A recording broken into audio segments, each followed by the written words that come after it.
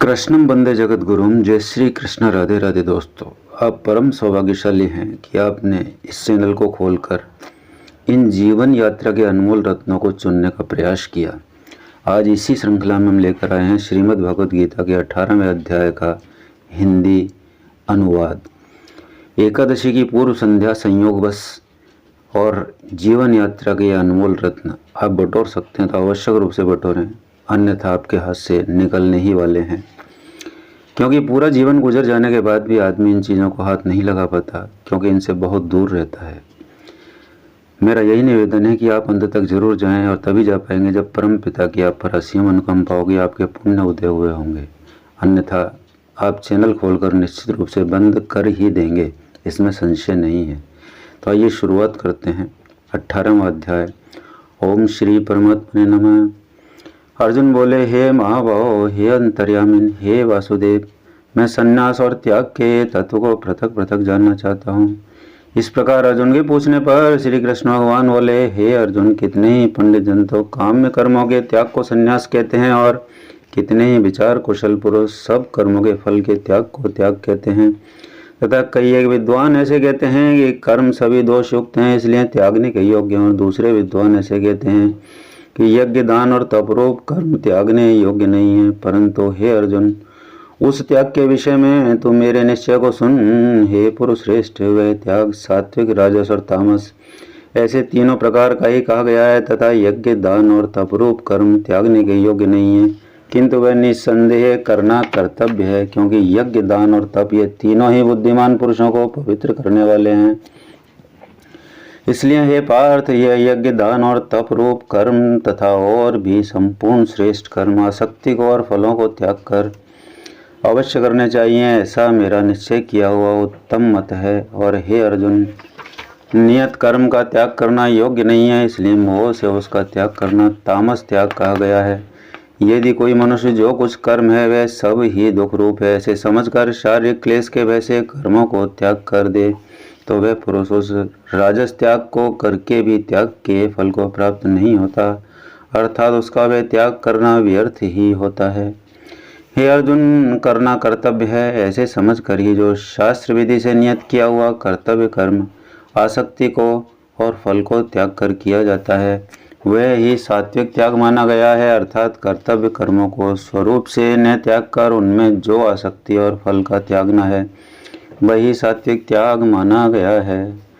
हे अर्जुन, जो पुरुष है कल्याणकारक कर्म से तो द्वेष नहीं करता और कल्याणकारक कर्म में आसक्त नहीं होता है, वह शुद्ध सत्वगुण से युक्त हुआ पुरुष संशय रहित ज्ञानवान और त्यागी है, क्योंकि देहधारी पुरुष के द्वारा संपूर्णता से सब कर्म त्यागे जाने को शक्य नहीं है।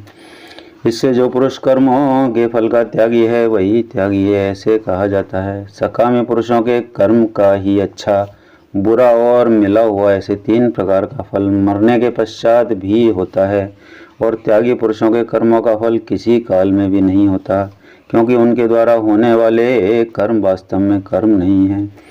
हे महाभाव, संपूर्ण कर्मों की सिद्धि के लिए अर्थात संपूर्ण कर्मों के सिद्ध होने में ये 5 हेतु संघ सिद्धांत में कहे गए हैं, उनको तुम मेरे से भली प्रकार जान। हे अर्जुन, इस विषय में आधार और कर्ता तथा न्यारे न्यारे कारण और नाना प्रकार की न्यारी न्यारी चेष्टा एवं वैसे ही 5वां हेतु देव कहा गया है, क्योंकि मनुष्य मन, वाणी और शरीर से शास्त्र के अनुसार अथवा विपरीत भी जो कुछ कर्म आरंभ करता है उसके ये 5 ही कारण हैं। परंतु ऐसा होने पर भी जो पुरुष अशुद्ध बुद्धि होने के कारण उस विषय में केवल शुद्ध स्वरूप आत्मा को करता देखता है, वह मलिन बुद्धि वाला अज्ञानी यथार्थ नहीं देखता है। हे अर्जुन, जिस पुरुष के अंतःकरण में मैं करता हूँ ऐसा भाव नहीं है, तथा जिसकी बुद्धि सांसारिक पदार्थों में और संपूर्ण कर्मों में लिपायमान नहीं होती, वह पुरुष इन सब लोगों को मार कर भी वास्तव में न तो मारता है न पाप से बनता है। हे भारत, ज्ञाता, ज्ञान और ज्ञेय ये तीनों तो कर्म के प्रेरक हैं, अर्थात इन तीनों के संयोग से तो कर्म में प्रवृत्त होने की इच्छा उत्पन्न होती है, और कर्ता, करण और क्रिया ये तीनों कर्म के संग्रह अर्थात इन तीनों के संयोग से कर्म बनता है। उन सब में ज्ञान और कर्म तथा कर्ता भी गुणों के भेद से सांख्य शास्त्र में 3 प्रकार से कहे गए हैं, उनको भी तुम मेरे से भली प्रकार सुन।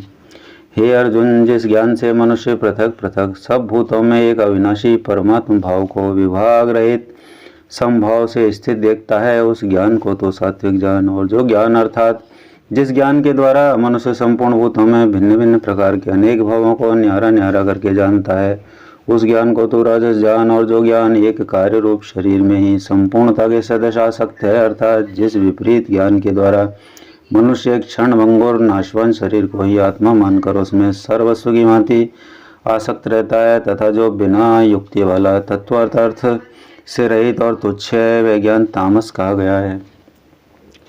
हे अर्जुन, जो कर्म शास्त्र विधि से नियत किया हुआ और कर्तापन के अभिमान से रहित फल को न चाहने वाला पुरुष द्वारा बिना राग द्वेष से किया हुआ है, वह कर्म सात्विक कहा जाता है। और जो कर्म बहुत परिश्रम से युक्त है तथा फल को चाहने वाले और अहंकार युक्त पुरुष द्वारा किया जाता है, वह कर्म राजस कहा गया है। तथा जो कर्म परिणाम, हानि, हिंसा और सामर्थ्य को न विचार कर केवल अज्ञान से आरंभ किया जाता है, वह कर्म तामस कहा जाता है। हे अर्जुन, जो कर्ता आसक्ति से रहित और अहंकार के वचन न बोलने वाला, धैर्य और उत्साह से युक्त कार्य के सिद्ध होने और न होने में हर्ष शोक आदि विकारों से रहित है, वह कर्ता तो सात्विक कहा जाता है। जो आसक्ति से युक्त कर्मों के फल को चाहने वाला और लोभी है तथा दूसरों को कष्ट देने के स्वभाव वाला शुद्ध आचारी और हर्ष शोक से लिपायमान है, वह कर्ता राजस कहा गया है। जो विक्षेप युक्त चित्त वाला, शिक्षा से रहित, घमंडी, धूर्त और दूसरे की आजीविका का नाशक एवं शोक करने के स्वभाव वाला आलसी और दीर्घ शत्रु है, वह कर्ता तामस कहा जाता है। हे अर्जुन, तो बुद्धि का और धारण शक्ति का भी गुणों के कारण 3 प्रकार का भेद संपूर्णता से विभाग पूर्वक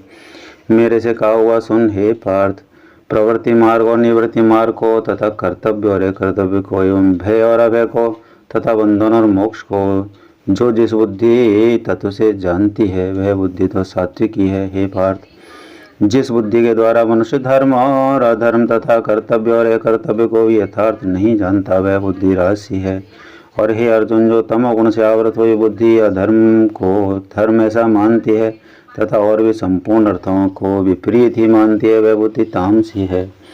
हे पार्थ, ध्यान योग के द्वारा जिस अव्यभिचारिणी धारणा से मनुष्य मन, प्राण और इंद्रियों की क्रियाओं को धारण करता है, वह धारणा तो सात्विक ही है। और हे प्रथापुत्र अर्जुन, फल की इच्छा वाला मनुष्य अति आसक्ति से जिस धारणा के द्वारा धर्म, अर्थ और कामों को धारण करता है, वह धारणा राजसी है। तथा हे पार्थ, दुष्ट बुद्धि वाला मनुष्य जिस धारणा के द्वारा निद्रा, भय, चिंता और दुख को एवं उन्मत्ता को भी नहीं छोड़ता अर्थात धारण किए रहता है, वह धारणा तामसी है।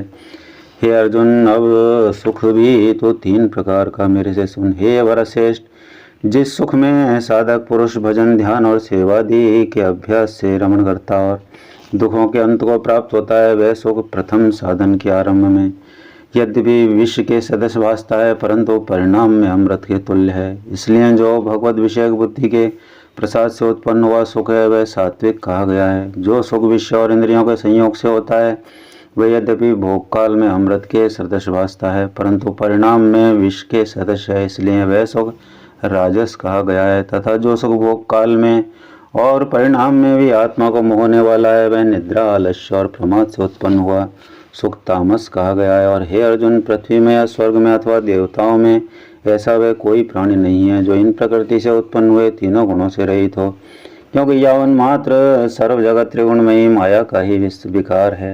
इसलिए हे परंतप, ब्राह्मण, क्षत्रिय और वैश्यों के तथा शूद्रों के भी कर्म स्वभाव से उत्पन्न हुए गुणों करके विभक्त किए गए हैं, अर्थात पूर्वकृत कर्मों के संस्कार रूप स्वभाव से उत्पन्न हुए गुणों के अनुसार विभक्त किए गए हैं। उनमें अंतःकरण का निग्रह, इंद्रियों का दमन, बाहर भीतर की शुद्धि, धर्म के लिए कष्ट सहन करना और क्षमा भाव एवं मन, इंद्रियां और शरीर की सरलता, आस्तिक बुद्धि, शास्त्र विषय ज्ञान और परमात्म तत्व का अनुभव भी ये तो ब्राह्मण के स्वाभाविक कर्म हैं।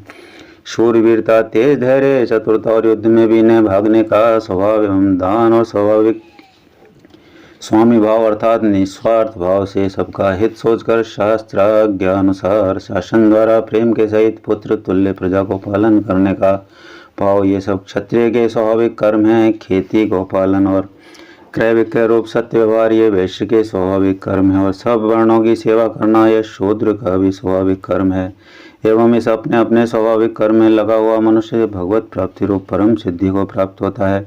परंतु जिस प्रकार से अपने स्वाभाविक कर्म में लगा हुआ मनुष्य परम सिद्धि को प्राप्त होता है, उस विधि को तुम मेरे से सुन। हे अर्जुन, जिस परमात्मा से सर्वभूतों की उत्पत्ति हुई है और जिससे यह सर्व जगत व्याप्त है, उस परमेश्वर को अपने स्वाभाविक कर्म द्वारा पूज कर मनुष्य परम सिद्धि को प्राप्त होता है। इसलिए अच्छी प्रकार आचरण किए हुए दूसरे के धर्म से गुण रहित भी अपना धर्म श्रेष्ठ है, क्योंकि स्वभाव से नियत किए हुए स्वधर्म रूप कर्म को करता हुआ मनुष्य पाप को नहीं प्राप्त होता। अतएव हे कुंती पुत्र, दोष युक्त भी स्वाभाविक कर्म को नहीं त्यागना चाहिए, क्योंकि धुएं से अग्नि के सदस्य सब ही कर्म किसी न किसी दोष से आवृत हैं।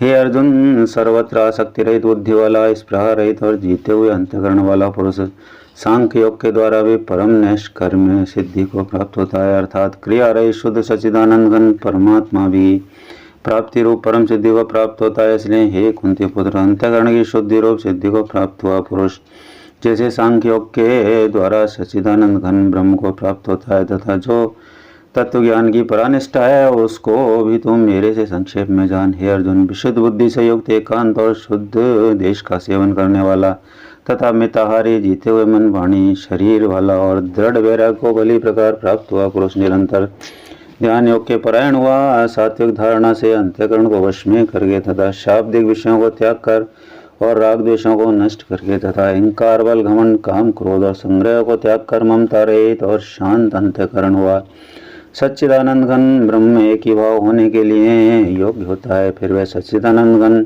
ब्रह्म में एक ही भाव से स्थित हुआ प्रसन्न चित्त वाला पुरुष न तो किसी वस्तु के लिए शोक करता है और न किसी की आकांक्षा ही करता है, एवं संभूतों में संभाव हुआ मेरी पराभक्ति को प्राप्त होता है। उस पराभक्ति के द्वारा मेरे को तत्व से भली प्रकार जानता है और मैं जो और जिस प्रभाव वाला हूँ तथा उस भक्ति से मेरे को तत्व से जानकर तत्काल ही मेरे में प्रवेश हो जाता है, अर्थात अनन्य भाव से मेरे को प्राप्त हो जाता है। फिर उसकी दृष्टि में मुझे वासुदेव के सिवा और कुछ भी नहीं रहता। मेरे परायण हुआ निष्काम कर्म योगी तो संपूर्ण कर्मों को सदा करता हुआ भी मेरी कृपा से सनातन अविनाशी परम पद को प्राप्त हो जाता है। इसलिए हे अर्जुन, तो सब कर्मों को मन से मेरे में अर्पण करके मेरे परायण हुआ समत्व बुद्धि रूप निष्काम कर्म योग का अवलंबन करके निरंतर मेरे में चित्त वाला हो। इस प्रकार तो मेरे में निरंतर मन वाला हुआ मेरी कृपा से जन्म मृत्यु आदि सब संकटों को अनायास ही तर जाएगा, और यदि अहंकार के कारण मेरे वचनों को नहीं सुनेगा तो नष्ट हो जाएगा, अर्थात परमार्थ से भ्रष्ट हो जाएगा। जो तू अहंकार को अवलंबन करके ऐसा मानता है मैं युद्ध नहीं करूँगा, तो यह तेरा निश्चय मिथ्या है, क्योंकि क्षत्रियपन का स्वभाव तो तेरे जबरदस्ती युद्ध में लगा देगा। हे अर्जुन, जिस कर्म को तू मोह से नहीं करना चाहता उसको भी अपने पूर्वकृत स्वाभाविक कर्म से बंधा हुआ परवश होकर करेगा, क्योंकि हे अर्जुन, शरीर रूपी यंत्र में आरूढ़ हुए संपूर्ण प्राणियों को अंतर्यामी परमेश्वर अपनी माया से उनके कर्मों के अनुसार भ्रमाता हुआ सबूत प्राणियों के हृदय में स्थित है। इसलिए हे भारत, सब प्रकार से उस परमेश्वर की अनन्य शरण को प्राप्त हो। उस परमात्मा की कृपा से ये परम शांति और सनातन परम धाम को प्राप्त होगा। इस प्रकार यह गोपनीय से भी अति गोपनीय ज्ञान मैंने तेरे लिए कहा। इस रहस्ययुक्त ज्ञान को संपूर्णता से अच्छी प्रकार विचार करके फिर तू जैसा चाहता है वैसा ही कर, अर्थात जैसी तेरी इच्छा हो वैसा कर। इतना कहने पर भी अर्जुन का कोई उत्तर नहीं मिलने के कारण श्री कृष्ण भगवान फिर बोले, हे अर्जुन, संपूर्ण गोपनीयों से भी अधिक गोपनीय है मेरे परम रहस्ययुक्त वचन को तो फिर भी सुन, क्योंकि तू मेरा अतिशय प्रिय है। इससे यह परम हितकारक वचन मैं तेरे लिए कहूँगा। हे अर्जुन, तो केवल मुझ सच्चिदानंद वासुदेव परमात्मा में अनन्य प्रेम से निरंतर अचल मन वाला हो और मुझ परमेश्वर को अतिशय श्रद्धा भक्ति सहित निष्काम भाव से नाम गुण और प्रभाव के श्रवण कीर्तन मनन और पठन पाठन द्वारा निरंतर बजने वाला हो, तथा मेरा शंख चक्र गदा पद्म और किरीट कुंडल आदि भूषणों से युक्त पीताम्बर बनमाला और कौस्तुभमणिधारी विष्णु का मन वाणी और शरीर के द्वारा सर्वस्व अर्पण करके अतिशय श्रद्धा भक्ति और प्रेम से विवलतापूर्वक पूजन करने वाला हो।